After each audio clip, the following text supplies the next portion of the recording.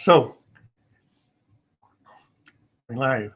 So, yeah, are you having issues with your processes? Are your processes kind of wonky? Do you set a process in motion and then don't really follow up with it? Well, we've got the person to talk to today. His name is Willie Carter, and we're on with the show.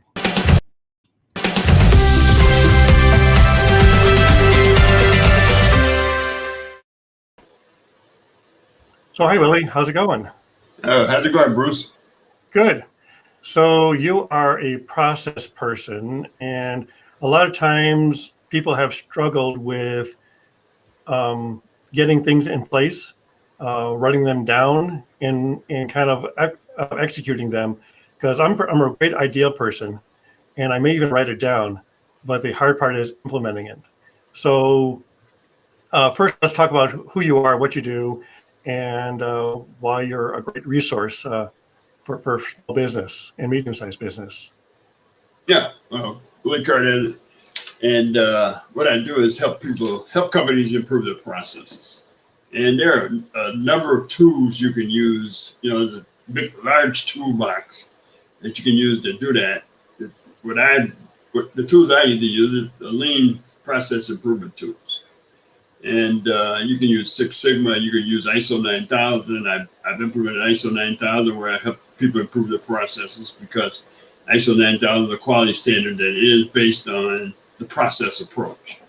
So I've done that, but basically most times I've tried to use lean tools to help people become, do more with less, as I call it, because that's what lean is all about. It's doing more with less. Less time, less people, less capital, and less effort. Yeah, especially this past year, where if someone had a lot of things in a fire, a lot of employees, a lot of expenses, when business slows down, you have to start making a lot of harsh cutbacks. But if you're running lean, you're running really efficient all along. So even in slowdowns, you're still running efficiently. That's correct. I knew a company at one time. The guy told me he was president of a company over here in Lincolnshire, and it was about during the time we had the last slowdown, back in 2007 or 8. And I was over in this plant, and I asked him. I said, "Well, he's a real lean Deming disciple," and I asked him. I said, "Well, what do you do with all these people now that your business is slowed down?" He says, "I keep training them." He says, "I train them. I teach them how to take waste out of my processes." And he said, "I pity the competition when the economy picks back up, because I'll be that much further ahead." So. And that's a lot of things. That's also what I did when we last year when our larger project got delayed because of COVID, and right. The time we would have spent doing that project, I turned into training. I went online. I found some sales groups. I found some marketing groups, and I started honing my skills in those areas. And I also, about a year ago, we started this streaming. We're going on almost a year now, and it was something I haven't done in quite a while, and it's actually helped us with our business, getting the word out as well. So yeah, training is definitely something to do when you slow down. Also, something to do is marketing as well. Yeah, that's correct. Because like I always tell clients and potential clients, the best time to improve your processes is when you're slow. Yeah. Because you don't have time to do it when business picks up. So the best time to look at improving your processes when maybe business is slowing down, and you can go in and make all these corrections and improvements while business is slow. Yep. So what kind of size businesses do you work with? Do you work with independent entrepreneurs, or do you work with medium-sized businesses? Basically, the companies I work with, because of what I do, they need to have some type of staff, because that's usually when you train, you try to leave everything to them to do. I'm kind of the facilitator after I train them. So I look for companies that's smaller. I call small to mid-size, 50, maybe 25 to 400 employees. And then that way, because usually you have to set up teams to try to, help go through improving the processes. So that they need to have some type of staff so I can work with, to get them to improve. Usually I go by the employee side. So that's 25 to 400 employees. Okay. So we got. I've worked with companies that had thousands of employees, but I try to focus on the small and mid-sized companies. The small business as well. So if you go into a company that has, let's say, 500 employees, is that also down scalable to a company with 30 employees? Right, because everything you do is a process. So even the small companies, they have processes. So if you make a cup of coffee, it's a process. Somebody's got to get the water, the coffee. You got to heat it. And then what I always said, the model that we always try to use is what we call supplier input, process, output, customer. So, So when you have whatever process you have somebody supplying you the input, someone supplying the input, you take that input and you transform it into something, which is your process. And then you have an output, whatever comes out of that process. And then someone uses that output, which is your customer. So that's the model that you always look at from a process perspective. Supplier, input, process, output, customer. And so if something breaks down in there, where is the most possible, where do you find the highest breaking point in there? Usually the breaking point is usually the process. You never, it's like one of my old mentors, W. Edward Deming, says, 85% of problems in any organization is process related, not people. Only 15% is attributed to people or other things. If you have a problem in your company, you best start looking at your processes. That's where 85% of the problems are. So with a lot of these businesses moving their employees off-site and working from home, how does a business implement that? So you're no longer, because I know a few years ago, Yahoo was trying to do that as well. They sent all their employees, okay, you don't have to come to the office. You can do all your coding from home. And that worked out for maybe 8-9 months until they said, well, that's not really working out. We need to bring you back in. So, but now where more people are almost forced to be working from home, how does a business relay that process to the individual employee? Right. Still stay in tune with the company. I think what you have to do with this virtual situation we're in, you have to have virtual meetings of all the people that are part of that process, and you have to brainstorm it. What we always say, there's always barriers in any process. So what you have to do is brainstorm what those barriers are between the people that work in that process, and as a manager or person in charge, you need to eliminate the barriers, because that is what causing your process to be, dysfunctional or inefficient, are the barriers. What I've seen in a lot of cases, companies have people list the barriers in the process, then they don't do anything about it. So, it's always going after the root cause. Why is that barrier happening? And I always say it's better to ask why than to ask who. Because once you ask who, you're pointing the blame. And if you're ever going to get to the root cause of a problem, you cannot point the blame. You need to ask why. Yep. And so a lot of times is usually not getting buy-in from that employee, and that's usually because they don't understand what you're trying to achieve. No, I think what you always have to do, what I call the old radio station with them. Okay. What's in it for me?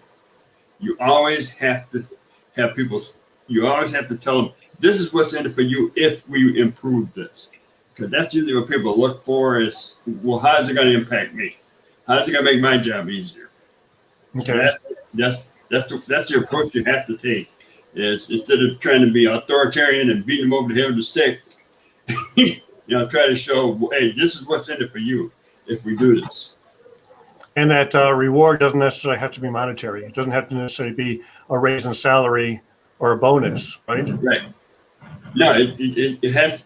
If what I found most times, and when I was in corporate America, most people in the department just wanted their job to be easier, to get rid of all the bureaucracy and the paperwork. Why am I doing this and why am I doing that? I work with people at all levels in the organization, especially because I came up through the plants. I work with plant people and people at lower levels in administrative departments, and they always had the issue about, not so much about money as it is about how you can help me do my job better and faster. So does that, so in the process format, is that giving them more responsibility, more authority? But, like we always say in Lean, is that the people had the most knowledge about the process of the people that work it every day.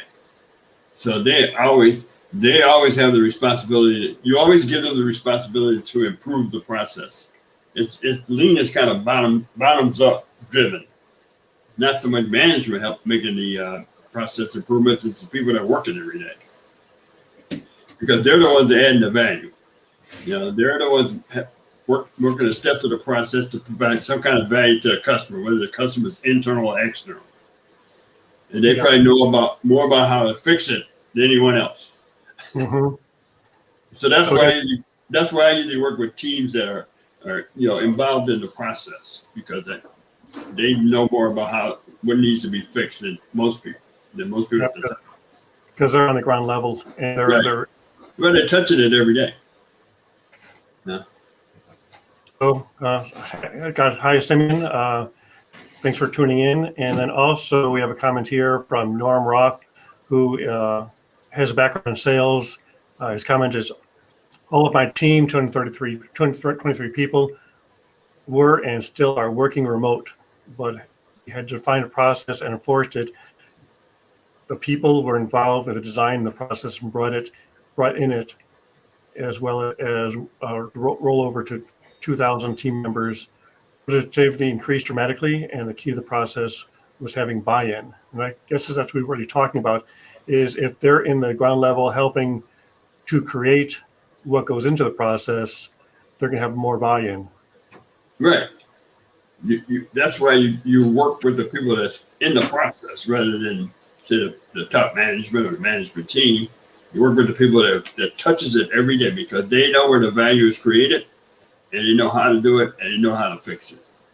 And then you come in as kind of an overseer, saying, okay, well, that's possible, but you really shouldn't implement it that way. Or what is your role in the process? No, what I usually come in is I can come in as a trainer, where I train them in how to use the tools to improve their processes, and then also as a coach or facilitator, because like in some cases I'll walk in, they already have the teams in place, and they've already been trained, but they're kind of stuck as to how to improve the process. So I can come in and brainstorm with them and ask them questions. How about try this? What if you tried this? What would happen? Give them the opportunity to kind of branch out and display their talent. But I've done a lot of training where I train them how to solve problems and train them in some of the lean tools that they can use. And then as a facilitator, I can say, okay, we brainstorm some ideas and say, okay, what would happen if we do this? What happens if we do this? And then I always have them go and collect data, because data is the only way you can solve a problem. Yep. And sometimes they're too close to the issues and really doesn't see it. And they need someone who's from the outside says, okay, sure, you've always done that way. For sure, it feels comfortable, but it's not working. And you from the outside can see that. Where they from the inside really won't. Exactly. I can throw. What I always tell the clients when they start put teams together is to make sure you get outsiders on the team, because people that are not familiar with the process sometimes have some great ideas of how you can fix it, because they don't have any irons in the fire. Yep. So you always want to get, and that's what I sometimes serve as, the person that says, okay, how about this? Maybe it's too wild, but what about it? What if you try this? And then that forces them to start thinking and piggybacking off your idea, and maybe they come up with a solution. But it's good to have people that are not part of the process to be on the team. And then actually, Simeon might understand this analogy is editing a film. The film editor usually is not on site, because in some instances, they may take like 5 or 10 or 15 different takes to get that scene done. And then when the editor looks at it, it says that scene doesn't even work. So I'm cutting it out. And if they're on site, if they're on location with buy-in and skin in the game of how that scene was shot, they're going to do their best to try to put that scene in the movie. Right. But from an outsider who's basically looking at it as an overall picture, they see it, okay, well, I see the flow of the film and that scene doesn't work. So we're not even going to use it. Right.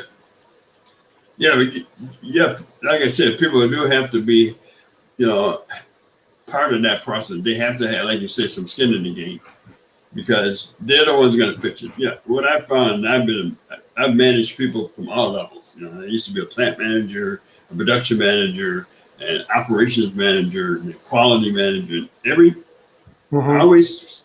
I saw people as they didn't come to work every day purposely to screw the company. Nope. They make mistakes, but they didn't do it purposely.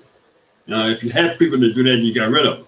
But Right. Most people try to do the best job they can, and you work with them on their process. They're more than happy to try to help fix it. So when you do go and talk to a group and they do have buy-in and they implement the process, what happens when they start going back to old traditions and old ways? But the thing you have to do is what we call it is one of the things that we sell when we talk about engagement, because of a project of process improvement. We have 3 prongs. We have assessment. So we come in first and just look at what's going on. So that's the assessment phase. And then from that assessment phase, we come up with recommendations, what you need to do to fix it. And you can take our assessment and try to fix it yourself, or you can hire us to help you implement the recommendations.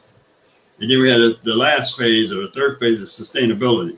Mm-hmm. So what we try to sell clients is say, okay, you got the process in place, and we are going to come in once a month for 6 months and review everything and make sure you're still on track.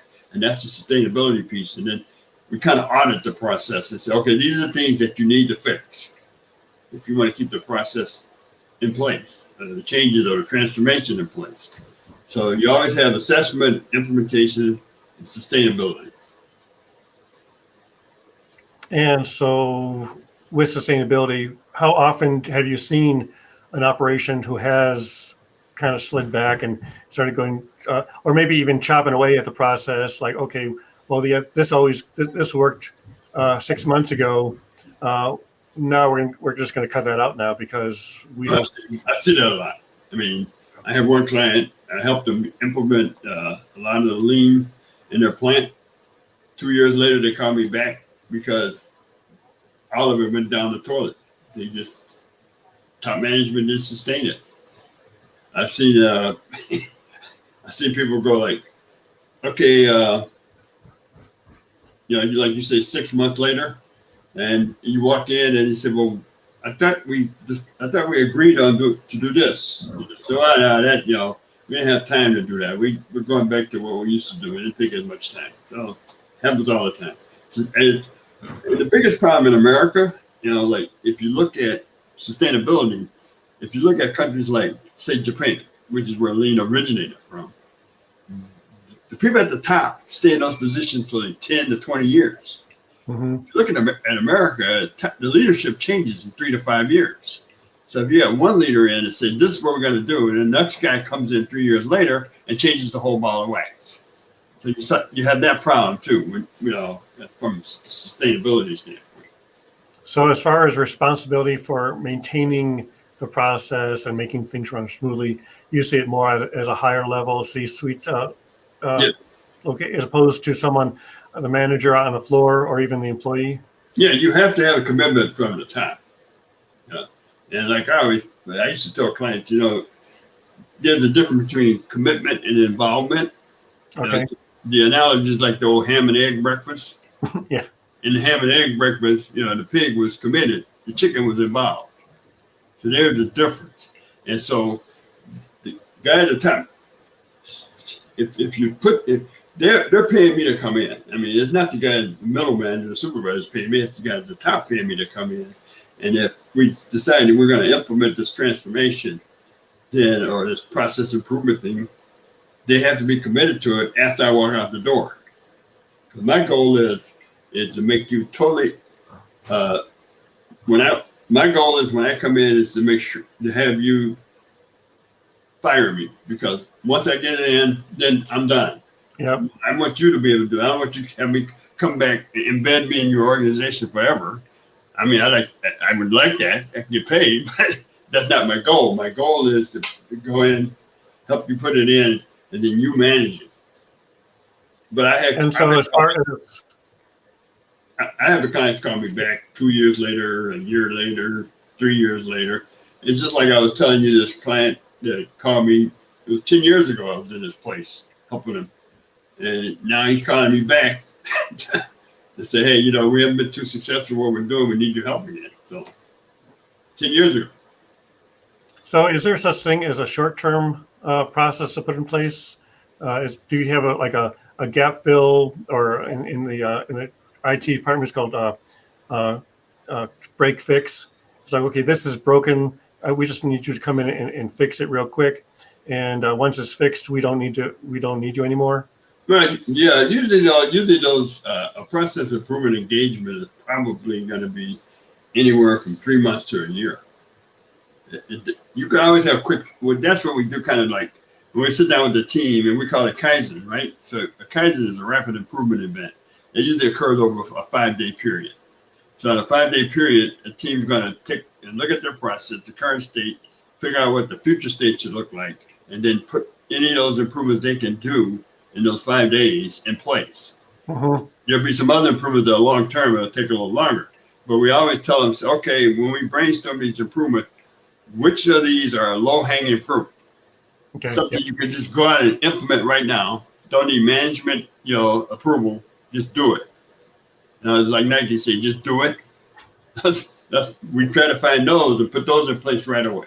And that's the way you look at process improvement. You got just do it. You got short-term fixes, and you got long-term fixes. And then do you also offer like a product such as an overview? We come in and just kind of like look at their process. Yeah, that's what we got. That's the assessment. Okay. We'll take the assessment. We'll take a process, and we'll take what we call a 30,000-foot view. Basically the broad steps, in the process. And then even during the assessment, a lot of times we'll do what we call either a process map. So when the critical processes the business is looking at, and we'll do a value stream map, depending on what they want. Value stream map is kind of a real high level view. Process map is a little more detail. And as we do that when we do the assessment, we'll do the current state the way it is right now. We'll map that out. And then we'll also do what we call a future state. What would you like to be when you grow up?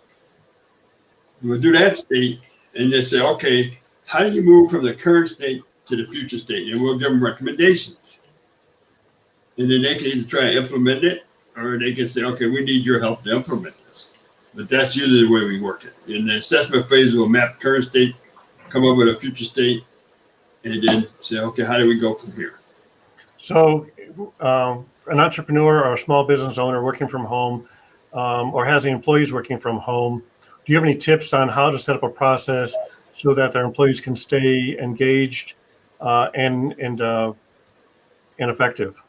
I think the biggest thing is whether it's virtual or whether it's person to person, is visual management. Having some kind of scorecards, then people know what the goal is and how you get there, and whether you're achieving the goal or not. Because in this virtual world, the old adage, putting an employee in a state of self-control is really important. And the state of self-control is that you know what the goal is, mm-hmm. You know what you have to do to get there, and you also know when you've achieved it, right? It's like when you go on the golf course, you know the goal is par, right? And with your skills, if you've been trained well, you figure you can get there, and you got a scorecard to tell you whether you met the goal or not. Yep. So it's the same thing for the employee in a state of self-control, especially in this virtual remote world. You know, they have to know what the goal is. So sometimes you have to maybe have meetings, virtual meetings, visual methods showing them what the goal is, how we're doing. And I think we do that in person to person, but I think it's really, really important in this virtual world that we're in right now, remote workers. So that's the way I would approach it, is just with visual management. So I'll give you an example. One of the things we do with Lean is we'll have teams working on. I had a client one time, they work on projects. They did nothing but engineering projects. And nobody ever knew where they stood. So we put in a visual management system where every morning they'd have a huddle with their manager, 15, 20 minutes, showing what they accomplished, where the barriers were, what they were behind in, and then they can make decisions of what they needed to do that day to get it fixed. And one of the areas I was in was in the they call it the fireproof and engineering group. Okay. When we started, they had at least 80 to 100 projects in their queue. Within 6 months, we had that queue down to 0 with visual management. Every day, 15, 20-minute meetings with the manager, showing why they didn't make the goal, what the barriers were, fix the barriers, go back. And in 6 months, they had reduced the queue down to 0. But all because of visual management. And that's very important, especially this virtual remote situation we're in now. So that's kind of like either mapping it out or color coding it. Yes. And so you've got your red, yellow, your green. Right. That's what we use. Red, yellow, green. If you're on track, you're green. If you're kind of in between, you're yellow. And if you didn't make it, it's red. And the only thing that we tell the managers to do at the meeting is to concentrate on the reds and the yellows. Forget the greens. Yeah, because I know there's that diagram which is important and urgent, and where you really want to spend most of your time is in the non-important or the important but non-urgent section. Right. Because if it's important and non-urgent, that's where your training comes in, and that's where your improvement comes in. Because if it's important and urgent, you're just putting out fires. Right. Well, it's the old stoplight technique, right? Red, green, and yellow. So that's the way a lot of times in Lean, that's where we use those 3 colors.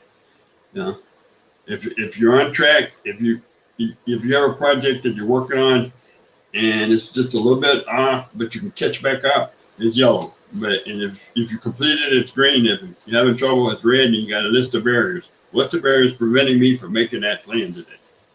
And then the supervisor, the manager, has to address those barriers. And is there a specific software that you use or recommend? Back in the day, we were just using Excel. No, Excel spreadsheet. They put their matter of fact, this company we went there, they had Oracle.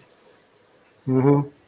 So we said, just use Excel because it's a lot simpler, you know, for these people to figure it out. But then we integrated into the Oracle's suite, but we started out with Excel. So we're almost out of time. It's been a great interview. I do want to pull up your website, which is quantumassociatesinc.com. It's a lot of good information on here. You actually have your contact information, which I think is really bold. You've got your phone number right there and your email. So if you want to contact Willie, you have a couple of email addresses. Here's the info at quantumassociatesinc.com. That's the one in the contact. There's a contact page there. So if you wanted to contact, at the top you'll see contact us. Yep. The link up there. Hit that link and type in what your issues are or what you need help with, and it'll come to the email address. Yep. And also, you are not alone. You do have a fantastic team.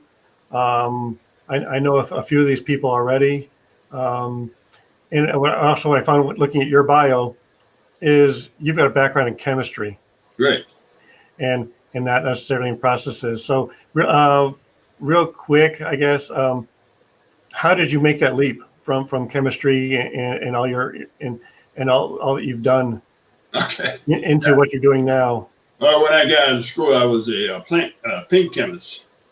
So I did a lot of formulation for like 5 years. Then I decided, you know what, I'd like to get into operations. So then I became like they call it what do you call it, plant chemist. So that's when I looked at all the formulations going out to the plant to make sure they could make them. And after that, I went to production management and then plant management. From there, I moved into, I've been a product manager where I had to go out and call on customers with sales guys. Sell product. I was in the adhesives industry. And after about 2 years of doing that, I was promoted to a director. I had been an operations manager, but then they promoted me to director of operations, which I had 16 manufacturing plants reporting to me. And then after that, I went into quality, because when I was director of operations, I had 3 goals. I was having my plants become better quality. We call it wasn't lean back then. We call it JIT. Reduce inventories and supply just in time. Yep. And then we talked about digital. How to convert the plants to a more digital space than the regular space we were in then. So we were so successful in the quality piece and the JIT piece that the president of the company came to me one day and said, you know what, this division is a director of quality, and you're the guy that can fit the bill, because you've been doing this for the last 3 or 4 years. So I became a director of quality, and that's how I got involved with Lean and ISO 9000 and all that stuff. And I was vice president of quality at Jensen. Jensen Speakers? Yep. Yeah, so I was there for a while. And then after I left Jensen, that's when I started out on my own consulting firm. And so, with the processes you've been working with, they have strict criteria. So in our business with video, it's so subjective. But with paint and stuff like that, if it's not that exact color blue, color blue. Yeah, you have to. It's all about customer experience. If the customer says, "I want this shade of blue," that's what you have to try and hit. So I did. A lot of it, I call it serendipitous. We had guys that were tenors, and they've been doing it for so long that they could just look at some. Yeah, I could add that tint paste to it. Some guys have been doing tinting for 30, 40 years. So it was a little bit of luck as well as knowledge. Yeah, again, I guess we've gone to the butcher shop and ordered like a pound of ground chuck, and the butcher would just eye it like, okay, here, it looks like a pound. He puts it on the scale, and he's like, right on. Right. It's like you do this long enough, you just eyeball it. Right. Well, after I was a paint chemist, so a lot of times when you formulate paint, you just sometimes like I said, some of it's serendipity. I mean, I lucked out on that. This is what I added and changed this, depending on what the customer wanted. So I did a lot of formulation. I used to formulate a lot of the water-based ink for the remember the hardboard, the stuff you put on your wall, the paneling. Okay. One of my biggest accomplishments was coming up with the water-based inks, because when they make those boards, they print a grain on there. So I came up with, they used to use solvent-based ink, so I formulated a lot of the water-based ink for the Abitibi and all those people with the paneling. So it sounds fascinating. Yeah. So you're having more fun now?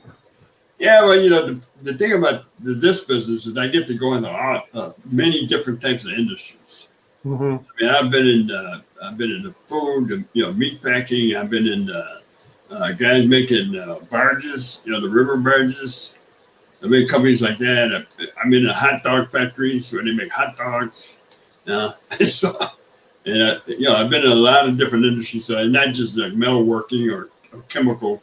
It's been you get to see a lot of different things, and I think it makes you a better consultant, because now you can pull from all these different disciplines that you've seen or worked in. And again, that's why they bring you in as the expert, because they're pretty much focused on who they are, what they do on their specific product. And you can bring in something, oh, this worked in this industry, it will be perfect for your industry as well. Right. Even because they've never thought of it, doing it that way.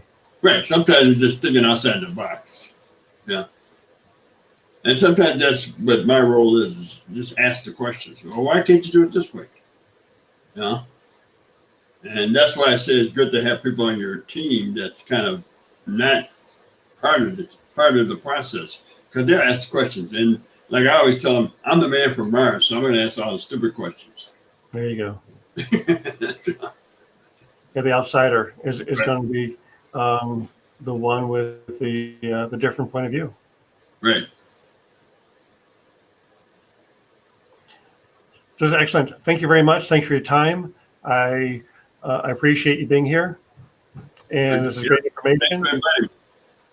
And real quick, if you're first time here, please subscribe and follow us here on BSVPTV. We're here on both Facebook and YouTube.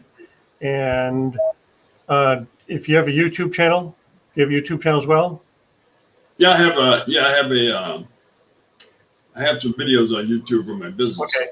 So what we can do is I can on YouTube they have a process we have links, and we can actually put up our subscribe button here, and I can put on your subscribe button over there to your YouTube channel. So check out the information from Quantum Associates and Willie Carter. Okay. Great. Thank you much. All right, Bruce. Have a good day. Stay safe. You too. Thanks.